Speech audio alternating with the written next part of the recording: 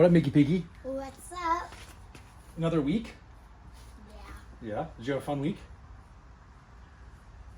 Not too Yes. bad. It was hot out this week. It was super warm this week. We had like 4 days in the 90s. We had a few days where it was in the 90s and no wind, which we felt on the water. I'll tell you what, I did some conversation with a lot of people, and recently I had somebody ask me, what's one specific tip this week that if you were going to give to somebody, what would it be?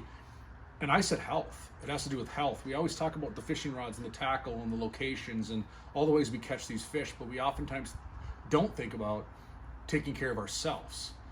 And that comes in the form of hydrating, right? Drinking lots of water. Yeah. It's important. Getting good nutrition. Eating a breakfast before you hit the water all day. Sunscreen, sun shirts. I'm wearing the Blackfish clothing. So is Cali. You like that shirt? Yeah. What do you like about it? It's really comfortable, and blue is one of my favorite colors. Yeah. And it's not a sweatshirt technically. It's like something that you could still feel the air with. Yeah, so as she said, it's comfortable. Blue's your favorite color. And it's not really a sweatshirt, even though it's long sleeve. And that's the misnomer, is you can stay cooler in a long sleeve quality sun shirt like this guide series from Blackfish because it wicks the moisture. People even give me a hard time because I'm out there fishing with my hood up. And they're like, how do you have your hood up? It's 95 degrees. But I tell you what, it pulls the moisture from your body so I'm not sweaty and so I'm not getting hot. And it's protecting me from getting burnt from the sun. So Mine doesn't have health. a hoodie. Yours doesn't have a hood. No, you got long hair though. Well, you wear a buff. And so proper health, everything from what you put in your body to what you put on your body to take care of yourself. We're jumping into the July part of the season here next week. July 4th is next week. It's going to get hot. It's going to get more muggy, more sticky. We've had some beautiful rain this weekend. It rained on and off all day yesterday. It's been raining on and off all day today. I got a pork butt on the smoker that I started early this morning that we're going to have tonight. It's that time of year. Let's talk fishing. So how do we catch our fish this week? I'll tell you what we did is we had to slow down a few days. We had to slow way down and fish wacky rigs because these fish just did not want to chase. We salvaged a couple days by catching quantity over quality, which sometimes is the case. That's just kind of how it goes. Spent most of my week on Lake Minnetonka. Did spend some time on Chisago.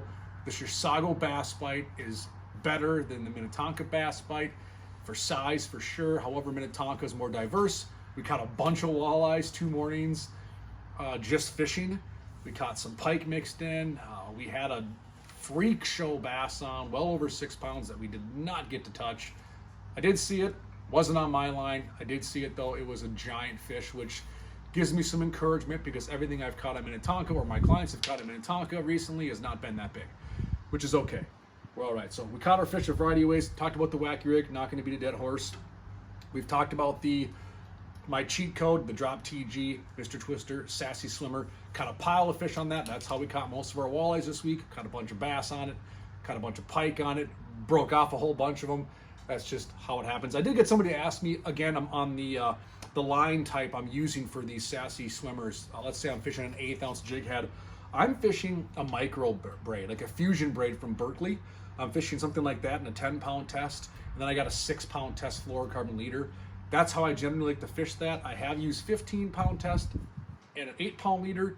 They'll both work just fine. But lately it's been 10-pound mainline, braid, no stretch, 6-foot fluorocarbon leader, and 6-pound test. That's been how we're doing it. Something that's turned on big time this week, and actually it's just kind of what I had on the last few days, it just seems to be catching fish, is a Ned rig. I'm not going to teach you about a Ned rig because you probably know what it is, and if you haven't, Google Ned rig, YouTube Ned rig. You'll see all kinds of options on what to do, how to fish it. I've done some articles on Ned rig. There's some videos if you go through my video pages on how to fish a Ned rig. But what is a Ned rig? Really quick, short version jig worm, not too big, kind of stout, more of a finesse, do nothing application. Pitch it to where you think there's fish, let it sit, reel up, do it again, maybe some subtle hops, that sort of stuff. I do fish an exposed hook on that Ned rig. I think the exposed hook catches more fish. I'm not doing the weedless versions. And as many of you know, if you know me, I'm using a braided main line to a fluorocarbon leader. Don't have a ton of stretch. I'm using a medium action rod. This is a custom built Thorne Brothers rod, 7-foot medium action rod, quick tip, fast action. And I'm fishing right now that Z-Man Ned head and the Mr. Twister Ned ringer. I've had a bunch of you message me in the last couple days. How do you get Ned ringers? You know what? Unfortunately, I don't know of many retail stores that are carrying this bait. However, you can go to MrTwister.com and purchase these. They're extremely durable. I catch a pile of fish on one of these. It's got really cool action, something I think a lot of these fish just haven't seen. It's kind of in a class of its own. It's not just your typical, you know, just lump bait. I don't know if that's the best term, lump bait, whatever. But yeah, little turd bait, right? It's got a little more suppleness. It's ribbed. It's got that little dot in the end. Man, it catches a pile of fish. That has been the hot ticket right now. And again, I'm using a braid, defluorocarbon leader, casting, and away we go. That's got a bunch of fish. It's caught walleyes, it's caught bass, it's caught pike, it's caught crappies, it's caught bluegills, but we're predominantly targeting bass with this setup. It's the type of bait you pitch on a weed line, in a pocket, on shallow rocks, deep rocks. It's so versatile. Docks don't matter. I pitch it out there, I pull some line so it goes straight down. You've heard me talk about that before. You want that lure to go straight down. I don't want it to pendulum back to the boat. If I'm gonna cast right there, I want it to drop right there. If the lure hits the water and you flick your bail, that lure is not gonna drop straight down. It's gonna swing back to the boat, and you're missing that strike zone right there. That's where I wanna get bit. So you pitch out there, you pull some line off, then you flick your bail, allowing that bait to fall straight down. 90% of your hits are going to come in that first little twitch or right when you pick it up because there's a fish there waiting for it. That's an Ed rig. Other bait that's caught a bunch of fish this week is we've turned to flipping. We talked about flipping. I did a video on it. I'm not necessarily flipping and punching heavy milfoil per se all the time. So a lot of times I'm fishing more of a versatile jig like an all-terrain rattling AT. 3/8 ounce seems to be my preferred size. I put the Mr. Twister pocket craw in there. I fish a variety of colors. These just get bit. It's super versatile. I can pitch it on a dock. I can pitch it in milfoil clump. I can pitch it in lily pads. I can work it on a weed line. I can swim it. I can dance it. I can shake it. It's a very versatile, all-purpose jig. Everyone has this type of jig probably in the arsenal. Too many anglers, in my opinion, don't fish traditional jigs enough. Give this a shot. Isn't that cool? Would you eat that? No? Okay. So that's kind of how we're catching our fish. We're catching, man, you can fish so many other different ways. Some guys did really well trolling crankbaits for pike. I'm not set up to troll, but the guys this week in some of these trips were trolling for pike with some of their clients. I think Josh Dean caught like 38 pike in 3 hours on Minnetonka trolling like DT10s. That's catching fish. If you want to have fun and just go catch them, that's pretty awesome. So this next week, I anticipate something very similar. It's not going to be as warm. I'm looking at, I think I saw mid to low 80s for highs. Might feel kind of good. Saw some more rain later in the week. It's supposed to rain again tomorrow on Monday. And it's raining right now. It's raining right now, you're right. And then it's going to stall for a bit. Tuesday, Wednesday, Thursday. Looks like Friday could be some more rain. We're going to hit a number of different bodies of water. And then we jump into the busy holiday weekend. So before we keep moving on with this video, I want to talk about just the respect level on the bodies of water that you fish. I'm not seeing much of a problem this year. Everyone's been pretty awesome. We get cut off once in a while fishing a buoy, but that's just the nature of the beast. But I'm more inclined with talking about this upcoming weekend, holiday weekend, July 4th. It's going to be busy.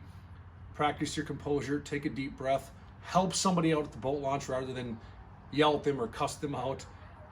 Maybe get out of your truck, ask them if they can use a hand. You'll help things move along quicker. Some of these people are trying to enjoy the body of water. They might not have as much time off as you and might not get a chance to launch their boat as often as you. So this might be their 1 or 2 times a year they get to enjoy their time on the water. So I would encourage you to go out there and lend a hand, be encouraging, help them move along the best you can with some constructive criticism instead of yelling at each other. And we'll have a lot more fun in the water. So that's my simple preach. Simple preach. You, my friend, have been busy doing what? Making bracelets. Making bracelets. So I got one of Cali's bracelets on here.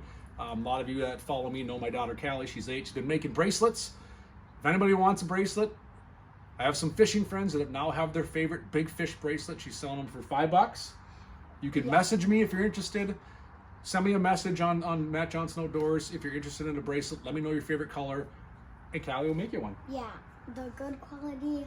You can pick the colors, and you could tell me because we have taros, we have like stuff we could put on. We have like charms you could put on, And then if you want your name on it, we could put your name on it. Name on it, turtles, charms, different things. Tell your And favorite then colors. If you know someone that likes to make bracelets too, then you can get a free scoop. There we go. So if you want a bracelet from Cali, just send me a message. They're $5 and we'll get you made up. I got a lot of my friends that are wearing them now. You're doing a good job. Nice little entrepreneur. So that's what we got. Have a great week. Have a great holiday weekend. I'm probably going to come at you next weekend in the middle of it all and give you another report on what we found this week. Otherwise, we'll catch you next time. Go out there, be safe, hydrate, protect yourself from the sun. Set some hooks for me. You got it? Yeah. Later. Bye.